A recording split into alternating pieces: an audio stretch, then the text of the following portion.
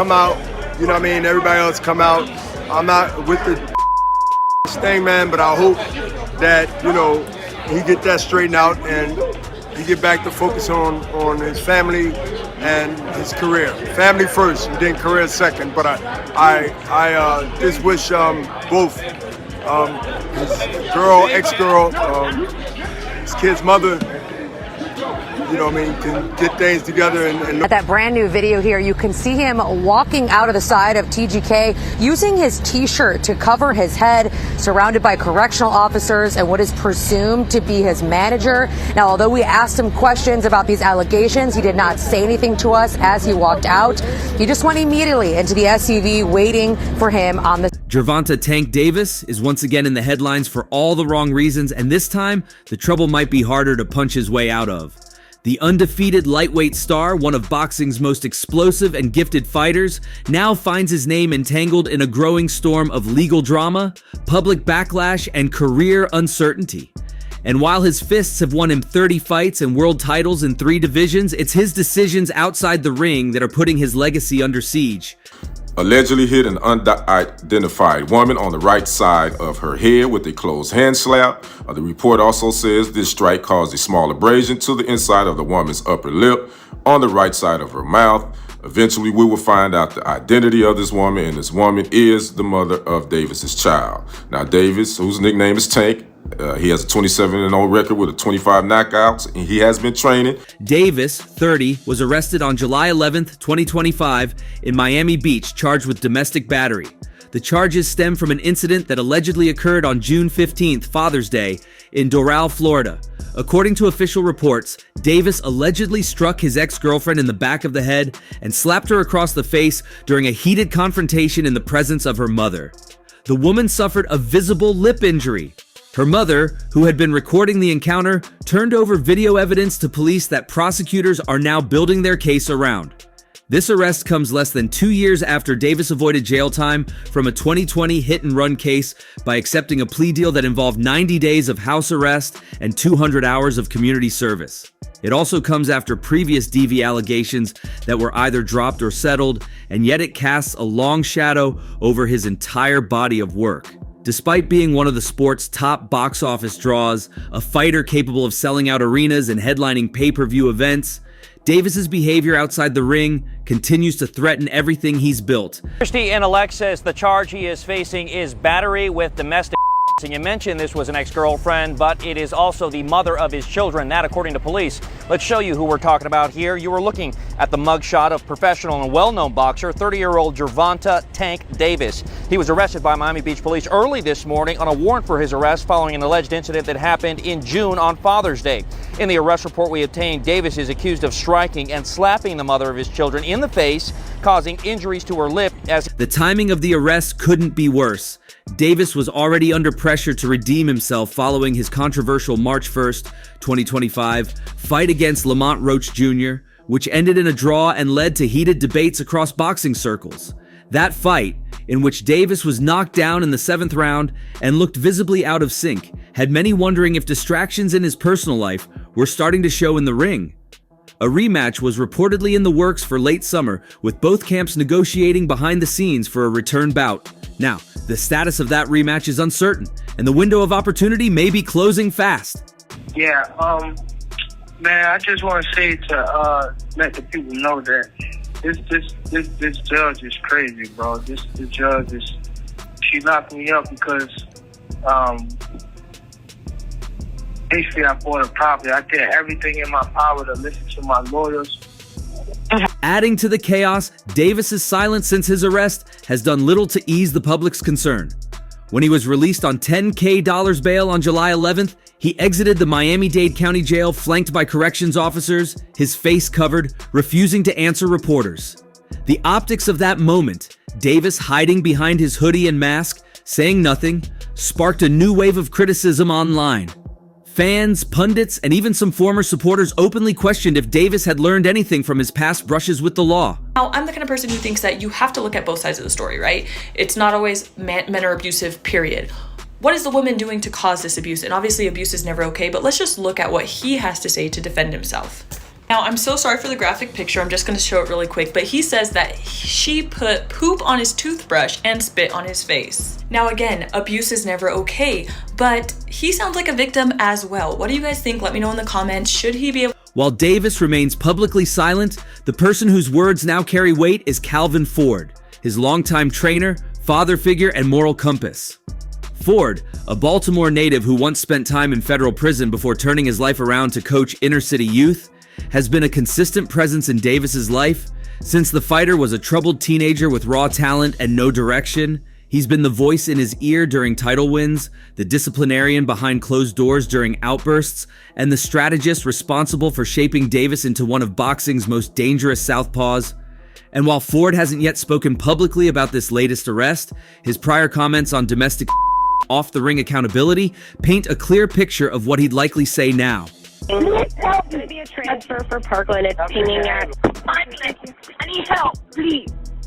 I'm trying to go home. I have my baby in the car and he attacked me in front of the kids. Okay, ma'am, repeat the address. Messing up my tires. Ma'am. I need help, please. Ma'am, repeat the address. I need to send units to you. I need the address. Please help me. He's gonna kill me. Ma'am, what's the address? Please. I can't send... In a 2022 interview following another domestic incident involving Davis, an incident that was ultimately dismissed, Ford acknowledged the seriousness of such allegations but refused to shield Davis from scrutiny. "We're all accountable to something," he said. "You can't duck responsibility just because you're a fighter. I tell Tank all the time, boxing can give you everything, but it can take it all back if you don't grow as a man." That wasn't just a public statement, it was a warning. And if you look closely, Ford has been offering those warnings for years. But look for him to be out face first in 4. Mr. Frazier. No, I gotta agree with Luther. You ever hear of Thugalicious? Those are women who love thugs. They love to get choked, beat, kicked, and they keep going back. And that's what it is. Yeah, you know. Hey, listen. No. He didn't do anything. Tank, we're not going to. He didn't do anything. Yeah, he's innocent. Tank is innocent. Here's a... When Davis skipped training camp ahead of the Lamont Roach Jr. fight earlier this year, Ford didn't sugarcoat the situation. He was notably absent from Davis's corner that night, and after the fight, he confirmed that he hadn't trained Davis at all. We've been through this storm before, but at some point you have to ask yourself, do you want to be remembered for how you fought or for what you destroyed? This game ain't gonna wait forever. I love Tank like a son, but love also means saying, when it's enough. I hope this is that moment for him. License, you made me out a passport. You know, I mean, I asked to see your daughter. You said no, I don't want her to see the police. I showed you. You did, but I wanted to see her, and now I'm gonna have to talk to her because she said that when you hit her, it was in front of her, the baby, the 4-year-old. For all of Davis's accomplishments, titles in 3 weight classes, pay-per-view success, knockouts of Leo Santa Cruz, Rolando Romero, and Ryan Garcia, his resume now sits alongside a growing rap sheet, and that's beginning to matter. Promoters are hesitant, sponsors are quiet, fans are restless. The exhibition fight against Jake Paul, which was being teased for late 2025, now looks like a media fantasy. Paul has already hinted that if Davis's legal issues persist, he'll move on. Even his own management has gone radio silent since the arrest. Inside boxing circles, there's growing sentiment that Davis might need to step away for a while, either voluntarily or by court mandate. Depending on how the legal process unfolds, he could face probation, mandated counseling, or jail time. Florida authorities have not ruled out seeking a harsher sentence due to his prior history. I'd say his legacy, the kind of fighter, he's been touted to be and where he's at now and the impact things like this have on your career. Well, if you were to compare the arrest rate over the years for prominent boxers with the arrest rate for the average American citizen or citizen of the world, you'll find that the boxers tend to be arrested at a higher rate. And that's just the legal side. On the boxing front, the rematch with Lamont Roach Jr. is likely delayed. Roach's camp is reportedly frustrated, suggesting they may pursue other opponents while Davis handles his affairs. That could mean Davis loses not only momentum, but also mandatory title positioning in the WBA super featherweight landscape. A return to the ring in 2025 is looking increasingly unlikely unless charges are dropped swiftly or resolved through a favorable plea. Meanwhile, the rest of the division is moving on. Shakur Stevenson, Vasyl Lomachenko, and Devin Haney are all maneuvering for fights in the second half of 2025. Tank, once seen as the centerpiece of the division, is now becoming an asterisk, a question mark where there used to be exclamation points. Yeah, he ended up getting arrested for allegedly slapping Vanessa during a custody exchange way on Father's Day, bro. Now Vanessa's mom actually ran outside and recorded part of the incident. The video doesn't show the slap itself, but it does show Gervonta throwing some little box at her or something like that. As the hours pass since Gervonta Davis's arrest, the ripple effects have started to reach places that headlines alone can't explain. While the legal process plays out in Florida, the boxing world is undergoing a subtle but definitive shift. Behind the scenes, promoters are stalling. Matchmakers who once held Davis's name at the top of wish lists are quietly removing it.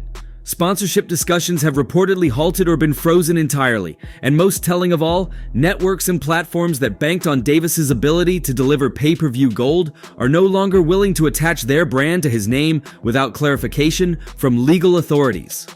Showtime's previous investment in Davis, once deemed secure, has reportedly gone cold as executives weigh optics and liabilities. Streaming rivals have also paused interest. There's no press release, no formal announcement, but the silence around him has grown louder. As of this week, no broadcaster has stepped forward to confirm interest in airing any Davis-related fight, even the Roach rematch. Arrested by Miami Beach police early this morning on a warrant for his arrest following an alleged incident that happened in June on Father's Day. In the arrest report we obtained, it states Davis arrived to pick up his children from his ex-girlfriend's Doral home and during that process struck her in the back of the head. An investigator said he then proceeded to slap her on the right side of the face, resulting in a minor laceration to the inner area of her lip. Police said the victim was treated at Baptist Hospital where officers responded, but Davis was nowhere to be found.